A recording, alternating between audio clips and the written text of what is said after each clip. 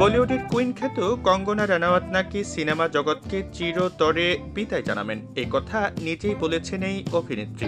অথচ বলিউডে তার হিট সিনেমার সংখ্যা নেহাত কম নয়। কিন্তু হঠাৎ কি হলো এই অভিনেত্রীর? ভারতীয় সংবাদ মাধ্যম বলছে, রাজনীতিতে পা রেখেই উঠছেন বলিউড কুইন। চলমান লোকসভা নির্বাচনে ক্ষমতাসীন দল বিজেপির প্রার্থী হয়েছেন তিনি। ভোটে জিতলে সিনেমা জগৎকে চিরতরে বিদায় জানাবেন কঙ্গনা। সম্প্রতি এক সাক্ষাৎকারে এই অভিনেত্রী জানিয়েছেন, হিন্দি ফিল্ম ইন্ডাস্ট্রিকে ভুয়া মনে করেন তিনি, তাই নির্বাচনে জিতলে সক্রিয় রাজনীতির দিকে ঝুঁকবেন এই নায়িকা।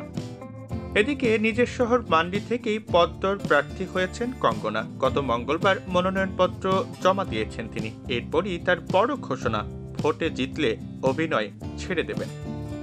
মূলত অনুরাগ বসু পরিচালিত গ্যাংস্টার ছবির হাত ধরে বলিউডে পা রাখেন কঙ্গনা রানাওয়াত।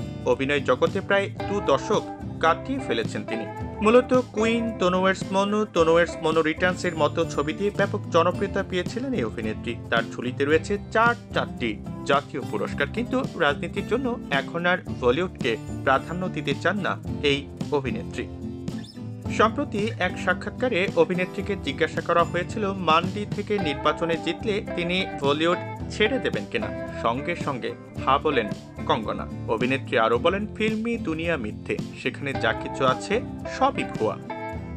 এদিকে আপাতত প্রচার নিয়ে ব্যস্ত হিমাচলের এই প্রার্থী। তবে বরাবরই বেফাঁস মন্তব্যের জন্য হামেশা চর্চায় থাকেন এই অভিনেত্রী।